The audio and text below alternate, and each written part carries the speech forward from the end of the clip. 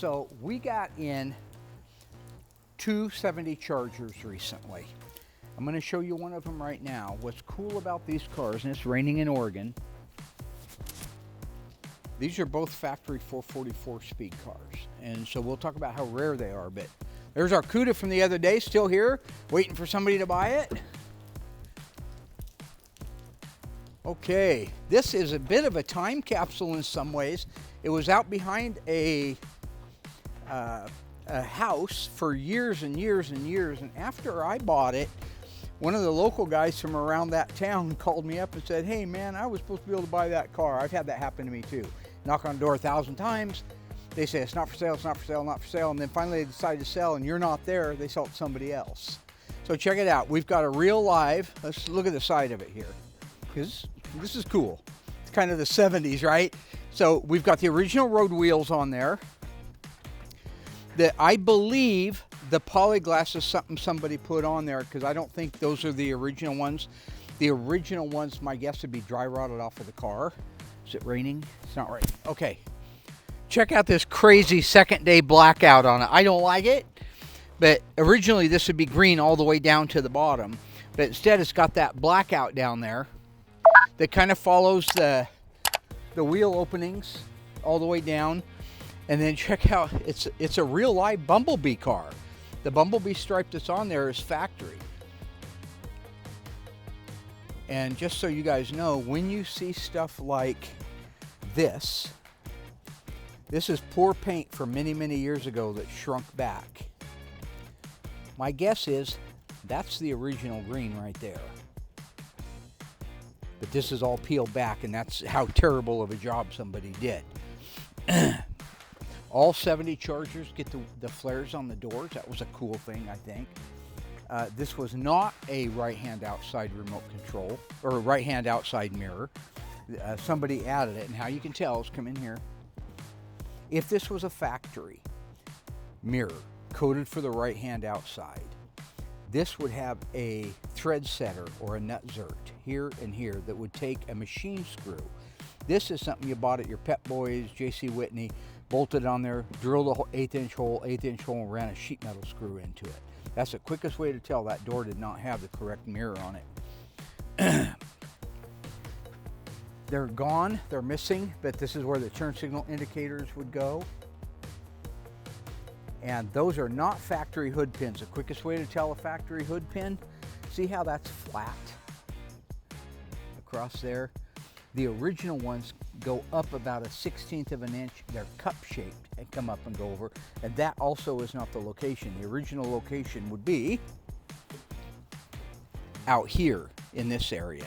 Somebody's added it there. So take a look under the hood. This is a date coded. It's not the original 440 Magnum, but it is a date coded one. It has the original 2996. Yeah. The original 2998 956 radiator. Look at the old hose, and still has a clamp on it. That's really cool. Look at the condition of the windshield washer bottle. Fantastic. The original screw that holds it down. If you go to the other side of that washer bottle, see that wire? That wire is the original ground wire for this motor, and it goes underneath that number 2 screw. Love that kind of stuff. Let's take a look at this fender tag over here.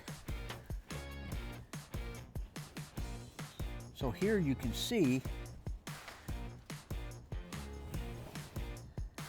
440 Magnum, 4-speed, Charger RT because of the S, U0G, there's the sequence code. It is F8, that is the color I showed you on the right quarter. It has a green F8 interior in it. And it does have a console, C16, bucket seats, C55, power disc brakes, B51, and it is an A33. That is your 354 Dana. Why is it a 354 Dana? Because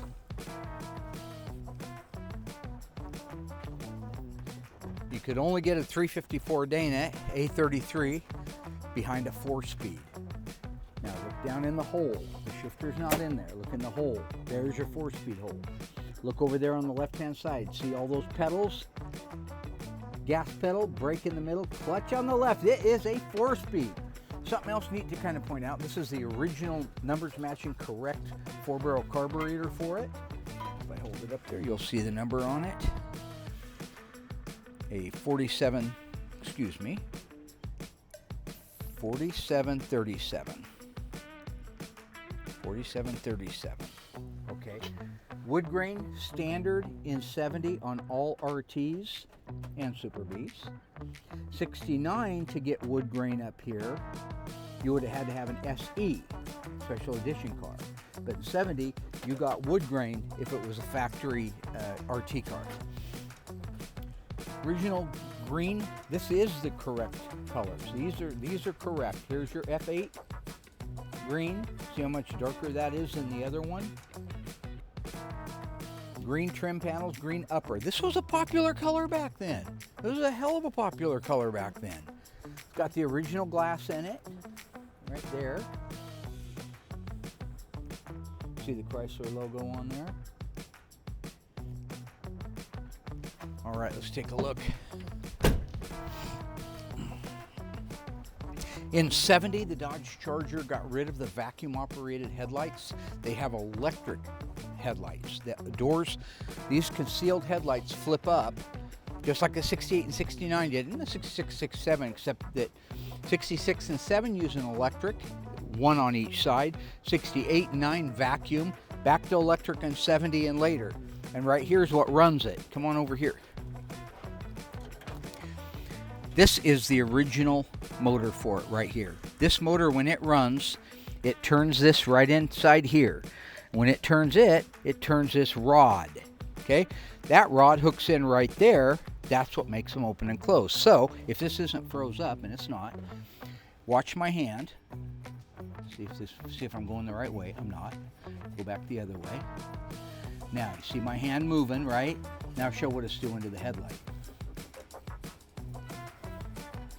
This is what I had to do when I was a kid at night because my motor went out on my car and I wasn't spoiled like Dougie. They could have just told his dad I need another motor. I had to do this, usually in a drunken stupor. And there's your headlights wide open.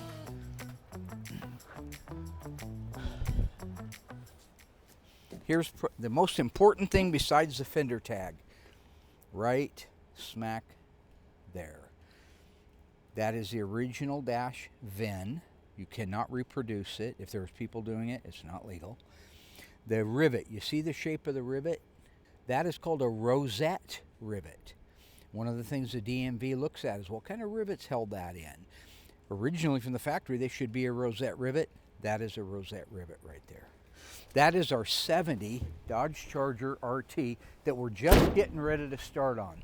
But I want to point something out. Come down here. I'm going to tease you. This is part of the graveyard out here. You've all seen it before. I've got another 1970 Dodge Charger just in that screams 1970. More than my feathered hair. You see my feathered hair? That's 70s. I used to have more of it. Keep coming, keep coming, keep coming. This also is one we're going to talk about very short. No, actually, we already showed it. Yeah, this is the one that the guys are disassembling, getting ready to disassemble. Right there, 1970 Dodge Charger 444 speed, one of 1,443 made. That is an all-original numbers matching car. This crazy, weird pattern that goes here. This is not factory, but somebody wanted it on there. We can see here it's got the original RT badge. The surround, this is a big aluminum surround panel that goes around it. This is all factory correct stuff here. The car was popped in the butt at some time. Take a look at that dent. You can probably see it better from the side. Look how far down it actually pools the water in there. So the quarters are actually pretty good on this car, so we'll repair that versus replace it. Our goal is to always keep as much original sheet metal on a car as possible. Original NASCAR-inspired flip-top gas cap right there. Bing! Got a broken spring. That's pretty normal.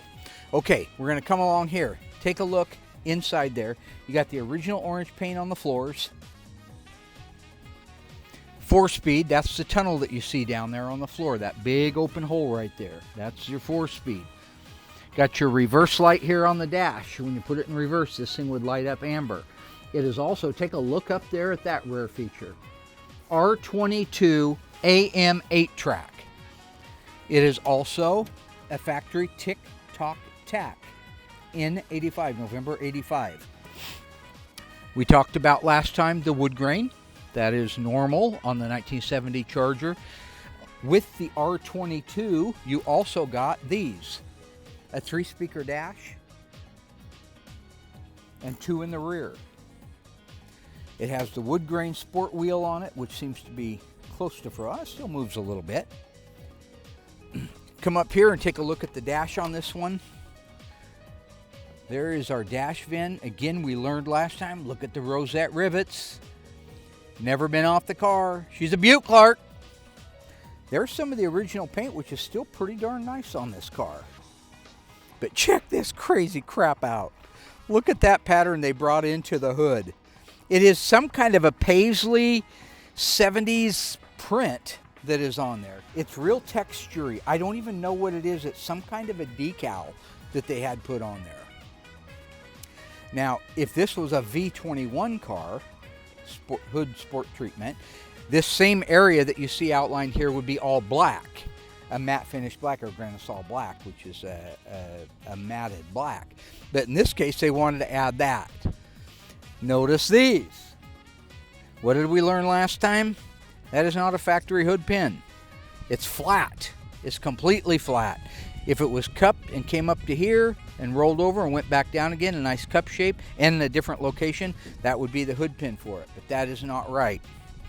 This does not have hood hinges on it, so I'm going to try not to kill myself or hurt anybody around me. There is the numbers matching engine. Why it has a low performance exhaust manifold on the left hand side, I don't know. I don't know how it got on there. The guy started restoring the car and he passed away midway through. And so his widow, to honor him, is having us do the restoration on it. It still has the 070 clutch fan on it. That's kind of cool to see. But really very solid. Look here, a little bit of rust underneath the battery tray area. It looks like they've done some horrible welding. We'll end up replacing that section. We have to have the car dipped. So before that, we have to take it apart completely and take it over to the dipper. Take a look at this here. The same paisley pattern on the RT. This is not correct, folks. This black stripe is, but this is not. This is the same weird-ass pattern that you see on the hood, and I love it. It was what people did in those days. It was, you personalized the car. You made the car your own. You bought a Charger. Maybe the guy down the road's got a Charger. This one has to stand out.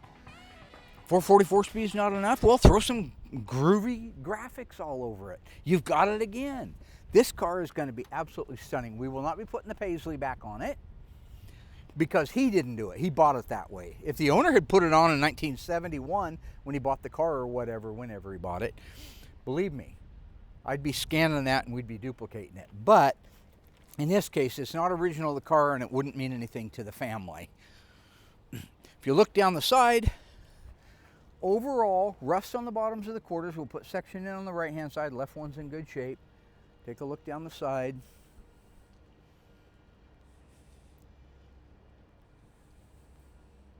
That is just one of those cars that you come across not very often, but when you do, you know that you have a rare car, a blue chip investment grade car, numbers matching 444 speed, and it's not green, even though that's still an investment grade car, the green 70 that's way down there. You see that one way down there? That's still a great one. Oh, absolutely. But you get into your high impact colors, like this one, and it's numbers matching, and that one's not. This one is even a more desirable car when it's finished.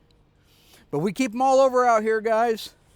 This is actually cousin Dougie's mom's old car. Look at that. Parked in a field forever, and then her husband Harold decided to move it one day and used a D8 Cat to hook a chain onto it and pull it out. And when he pulled it out, look at that shit.